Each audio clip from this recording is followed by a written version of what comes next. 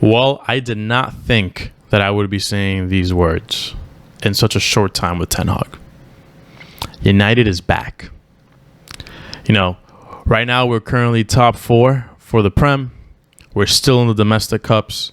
We're still fighting for Europa League. So with all the flaws, all the things that we've gone through in last year, 2023 is actually starting in a very positive note. And, today's discussion is really all about what should be our hopes for the leftover part of the season. What should we expect? And is there any silverware in our future? So, to make this really quick, I do think that United will finally win a trophy after 5 years. I think that opportunity comes with the Carabao Cup. That is definitely our easiest path to a trophy. We finally got blessed by the Lords, right? And we got an easy draw with Charlton. This is something we can't squander, right? This is something that we should take this game for what it is. Hey, easy peasy lemon squeezy. Get that game, win, right? It should not be something that we're overthinking. It should not be something that we're like, oh, should we start this person? Should we do this? Should we do that? No. Let's just go in there and win, right? All respect to Charlton and they're a team, but hey, you are 2 divisions behind what we're in. We have a very strong side compared to yours. There should be no reason why we should be squandering this sort of game. And finally, we're not facing just another Prem team. We're not facing a tough opponent that might kick us out of the Carabao Cup, right? So let's not mess this up. I think our second best chance at a trophy this year is actually with the FA Cup as well. You'll notice there's a pattern here. Our domestic cups are going to be our easiest route to silverware. And I do believe that, Rome wasn't built in a day. You can't just expect Ten Hag to come in here and, hey, he'll win you the Europa League and he'll be second in the league and win you an FA Cup. Like, you can't really say that, right? So winning either one of those domestic cups, I think, would be a phenomenal start to Ten Hag, right?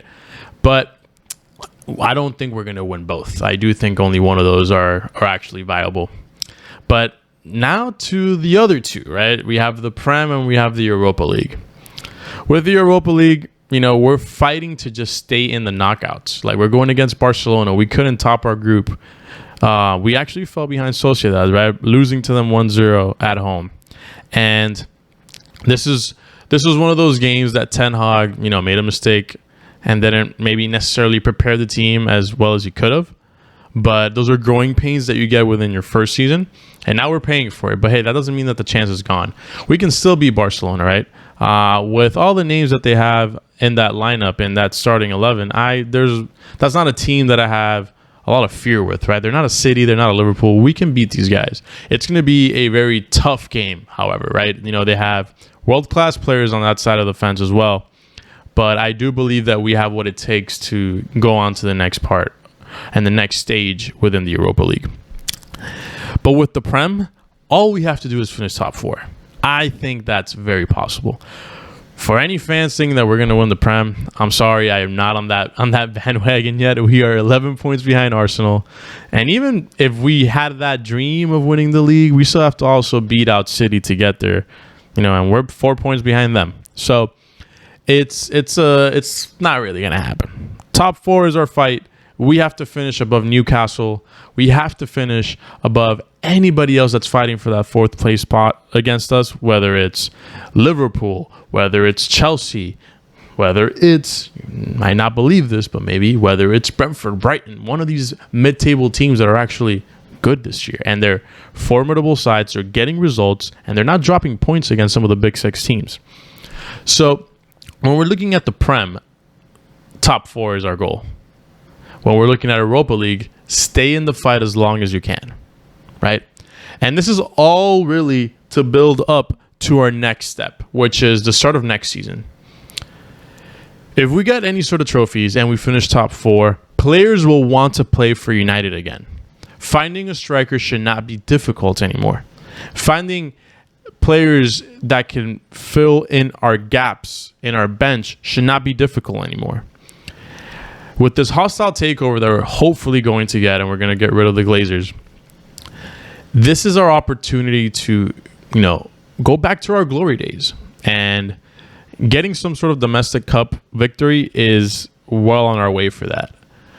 Then in the summer, some smart signings. Now we can think about challenging for a title next year. Now we can think about, hey, did we qualify for the Champions League? Great. Let's go get this trophy, right? Now we can have that sort of mentality. I think that as far as this season is concerned, we're dialing in all cylinders that we had to. We're scaling. We're growing as a team. We're disciplined. We're gaining maturity. Now what we need is these players to gain that winning mentality. Casemiro has that winning mentality. He's not one of those people that believes, hey, win 5 games, draw 2, lose 1. No. I can win 20 games in a row. I've done it, right? So it's all about spreading that self-confidence, right? That belief that, hey, we can win out all these games that we need to, right?